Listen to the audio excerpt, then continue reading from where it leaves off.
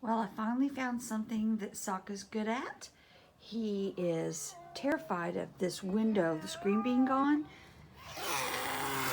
So he sits in the window and screeches and stuff.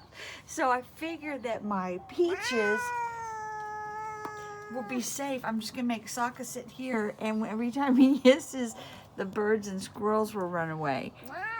Right, Sokka? Are you? Do you not like those birds? Are they horrible? They're horrible creatures, aren't they? They're horrible creatures, right, Sokka? Just hiss at them. Hiss at them and they won't get in Mama's tree. Yeah, they're terrible. I know. I don't like them either. They're horrible. Tell those birds, get out of our peach tree.